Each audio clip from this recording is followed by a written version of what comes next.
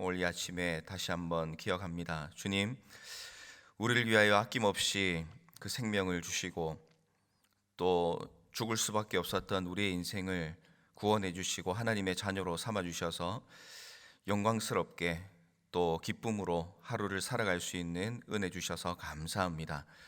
하나님, 그런 은혜를 우리가 받고 살아가는데 우리의 삶을 돌아보면서 정말 우리가 주님의 마음에 합한 삶을 살아가고 있는지, 자녀다운 삶을 살아가고 있는지, 은혜 받은 자답게 살아가고 있는지 주님 앞에서 우리 자신을 늘 돌아보게 하시고, 혹시나 부족하고 또 망각하며 살아가는 우리의 모습들이 있다면 주님 앞에 말씀과 기도 가운데 정말 깨닫게 하시고 주님이 원하시는 길로 걸어가기로 결단하며 또 그렇게 살아가는 우리의 인생 될 수 있도록 하나님 우리와 함께 해주시고 오늘도 힘과 능력을 공급하여 주시옵소서. 하나님의 자녀로 살아가면서 매일마다 주님을 의지합니다. 하나님, 우리의 기도의 제목들 또 우리의 상한 심령들 하나님께서 기억하시고 어루만져 주시며, 또한 우리의 앞길이 막막하고 또 어디로 가야 할지 혼란스러운 때가 있더라도 우리 주님 손 꼭 붙들고 주님이 이끄시는 그 걸음대로 따라 걸어가는 우리의 인생이 되게 하여 주시옵소서. 오늘도 주님 말씀하여 주시니 감사합니다. 주님께 주신 말씀 꼭 붙들고 주님 말씀대로 살아가는 귀한 한 날 되게 하여 주시옵소서. 살아계신 예수님 이름으로 기도드립니다. 아멘. 하나님 말씀 보겠습니다. 갈라디아서 2장 15절부터 21절까지 말씀입니다. 갈라디아서 2장 15절부터 21절까지 말씀입니다.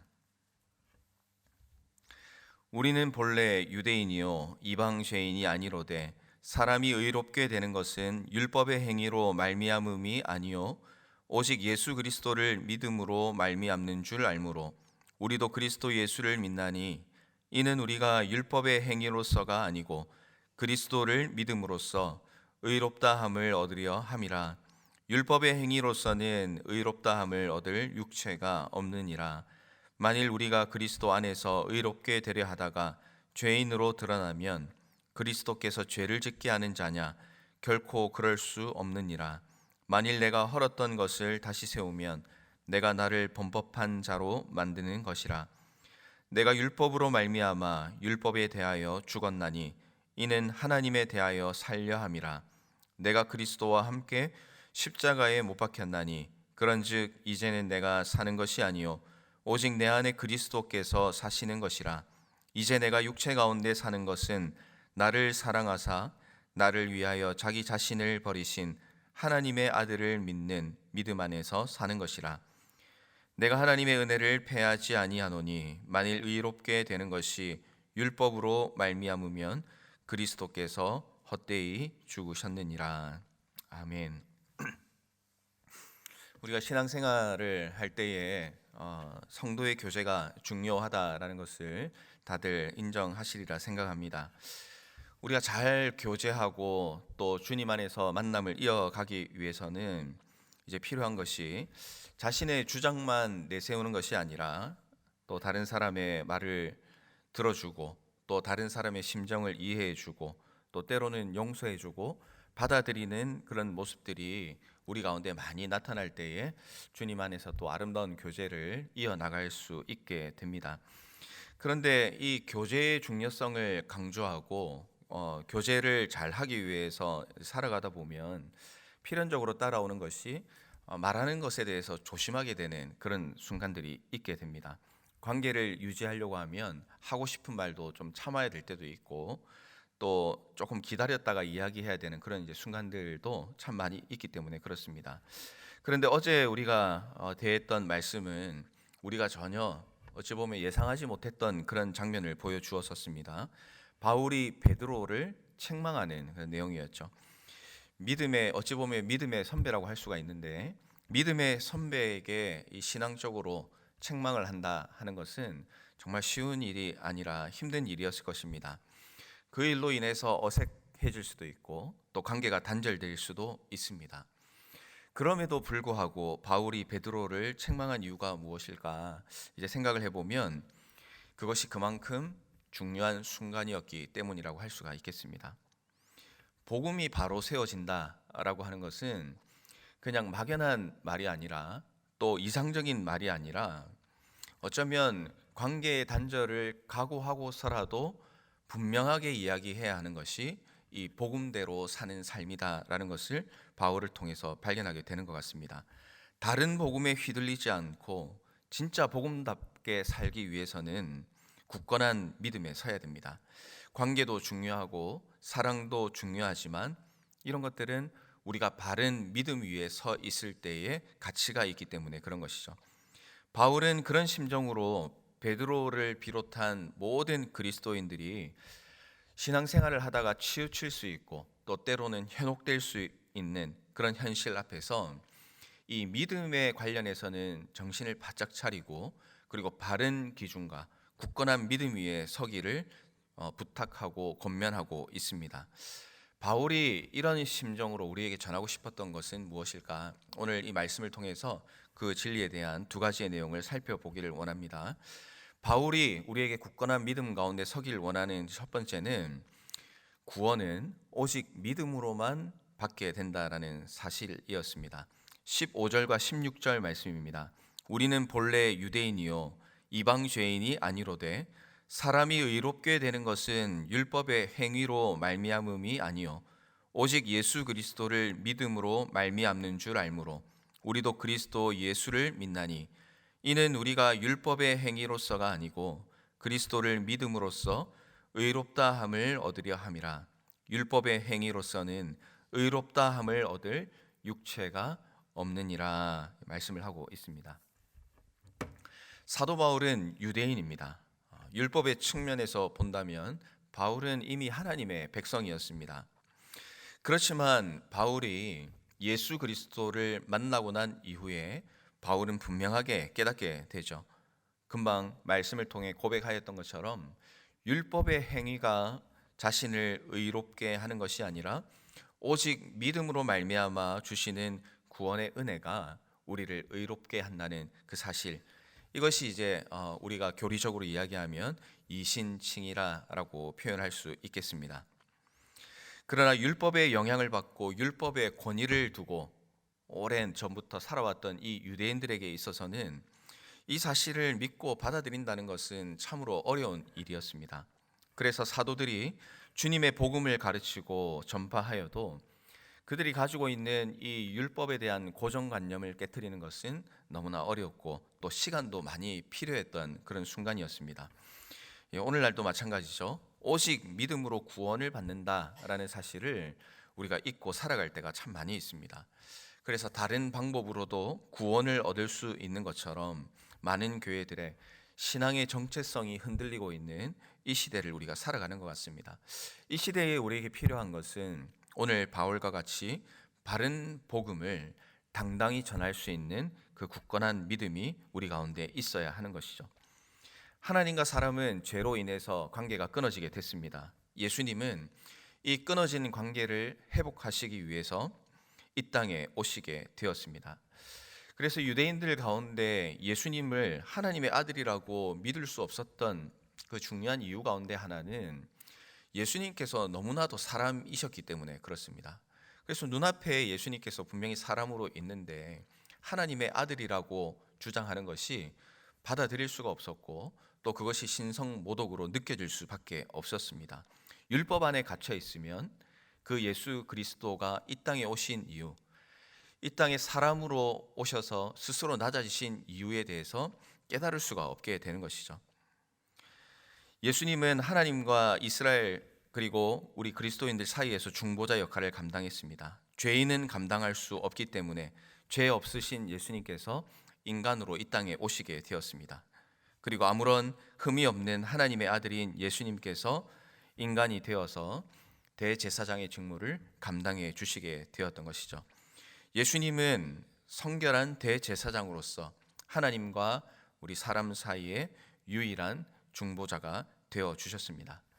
그래서 우리는 율법으로 하나님을 바라볼 수 있는 것이 아니라 유일한 중보자 되신 예수 그리스도를 통해서 하나님을 바라볼 수 있게 된 것입니다. 왜 율법을 주셨고 또 왜 제사를 드리게 하였는지 그 목적을 알게 된다면 예수님을 바라보고 믿게 되는 은혜가 주어지게 되는 것입니다. 이 땅에 살아가는 사람들은 자신의 힘과 노력으로 구원을 이룰 수 없고 또 의로운 존재가 될 수도 없습니다. 오직 예수 그리스도를 믿을 때에 의롭다 함을 받고 구원의 백성이 될 수가 있는 것입니다. 바울이 외치는 이 복음의 진리를 꼭 기억하십시오. 우리도 누군가를 사랑한다면 그가 바른 복음에 거할 수 있도록 우리는 복음에 합당한 말과 행동을 할 수 있어야 됩니다. 또한 이 땅 가운데서 참된 행복과 기쁨을 누리길 원하는 이들에게 오직 한 길 예수 그리스도를 전하는 일이 우리에게 주어져 있음을 기억하시고 오늘 이 말씀 가운데 바울과 같이 이신칭의의 진리를 전하며 또 바른 복음을 전하며 살아가시는 우리 이 새벽에 오신 모든 성도님들 되시기를 주님의 이름으로 축원합니다. 바울이 우리에게 또 말하고 있는 진리가 두 번째로 무엇입니까? 그것은 내 안에 그리스도가 산다는 사실입니다. 17절에서 19절의 말씀입니다. 만일 우리가 그리스도 안에서 의롭게 되려 하다가 죄인으로 드러나면 그리스도께서 죄를 짓게 하는 자냐? 결코 그럴 수 없느니라. 만일 내가 헐었던 것을 다시 세우면 내가 나를 범법한 자로 만드는 것이라. 내가 율법으로 말미암아 율법에 대하여 죽었나니 이는 하나님에 대하여 살려 함이라. 의롭게 되는 것이 하나님을 믿는 믿음이 아니라 율법을 지키는 것으로 된다면 예수님께서는 그럼 우리를 죄를 짓게 하는 자냐? 그럴 수 없다라고 이야기를 하는 것이죠.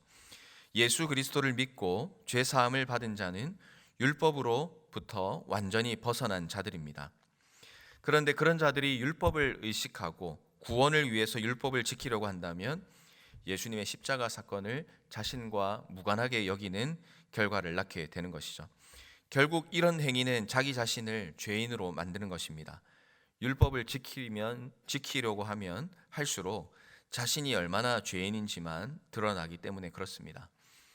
사도 바울이 오늘 말씀 가운데서 이런 말을 하는 이유가 있을 것입니다. 그리스도인이라고 하면서 그리스도인답지 않은 삶을 살아가는 사람들이 있었습니다.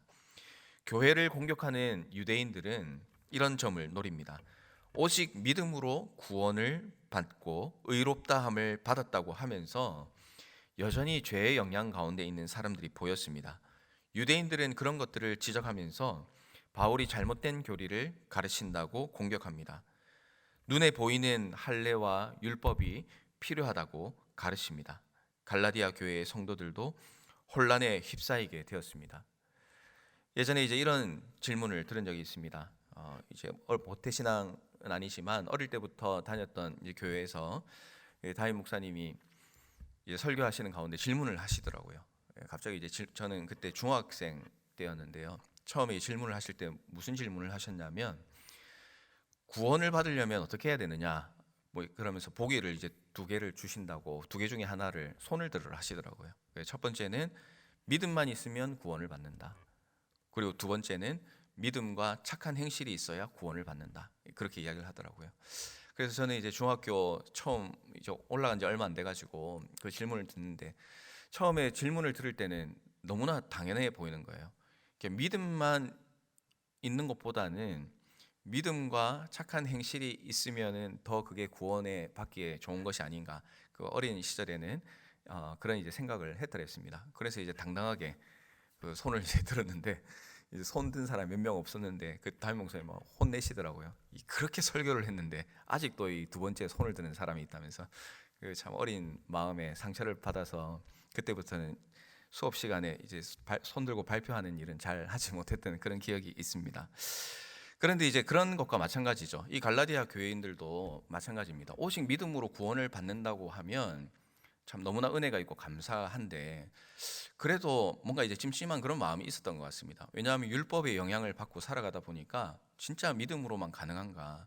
율법을 잘 지키고 하나님이 기뻐하시는 그런 행실을 하면 더 하나님께서 구원에 가깝도록 우리를 인도해 주시지 않을 것인가 하는 그런 마음이 이 갈라디아 교회 성도들에게도 분명히 있었던 것 같습니다.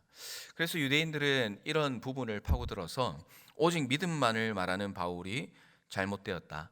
그리고 하나님께서 우리에게 할례와 율법을 주신 것은 우리에게 필요하기 때문에 준 것이다 라는 그런 이제 주장들을 이 갈라디아 교회 성도들에게 계속해서 공격을 하게 된 것이죠. 이에 갈라디아 교인들은 이 바울의 가르침보다 이런 유대인들의 어떤 그런 이야기들이 더 귀에 솔깃하고 또 다시 유대의 전통으로 돌아가려는 그런 모습도 생기게 되었던 것 같습니다. 그래서 바울은 단호하고 분명하게 이 말씀을 이어가는 것 같습니다. 바울은 믿는 자는 율법에 대해서 죽은 자다. 율법과 더 이상 관련할 필요가 없는 사람이다 이야기를 하는 거죠. 그러나 대신에 율법에 대해서는 죽었지만 무엇에 대해서 살아야 되는 사람이냐? 하나님께 대하여는 산자로 살아가야 된다라는 것을 이야기합니다. 내가 율법으로 말미암아 율법에 대하여 죽었나니 이는 하나님에 대하여 살려 함이라 고백을 하는 것이죠. 유대인이 율법을 포기한다는 것은 너무나 어려웠지만 바울은 그 고정관념을 깨뜨리게 되었습니다. 깨뜨릴 수 있었던 이유는 자신의 힘과 능력과 지식으로 가능했던 것이 아니라 그 이유를 오늘 말씀은 기록합니다. 그리스도께서 그 안에 사셨기 때문입니다. 20절 말씀입니다. 내가 그리스도와 함께 십자가에 못 박혔나니 그런즉 이제는 내가 사는 것이 아니요 오직 내 안에 그리스도께서 사시는 것이라. 이제 내가 육체 가운데 사는 것은 나를 사랑하사 나를 위하여 자기 자신을 버리신 하나님의 아들을 믿는 믿음 안에서 사는 것이라. 아멘. 예수 그리스도를 믿으면 율법과 또 내 자신은 죽게 됩니다. 그리고 예수만 살게 됩니다. 율법이나 자기의 의를 자랑하는 것이 아니라 이제는 예수님만 자랑하며 살아가게 됩니다.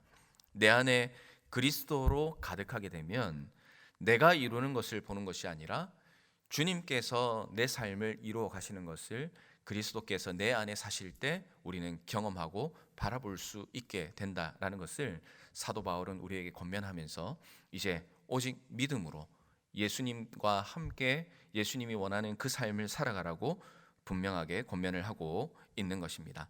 말씀을 정리합니다. 믿음으로 구원을 받은 성도 여러분, 이 삼위 하나님의 구원 사역으로 인하여서 오늘 우리는 하나님의 자녀가 되는 놀라운 은혜를 누리게 되었습니다. 우리는 우리의 영광이 아니라 내 안에 계신 그리스도를 바라보면서 주님의 영광을 위해서 살아야 될 그 책임과 의무가 있는 하나님의 자녀입니다.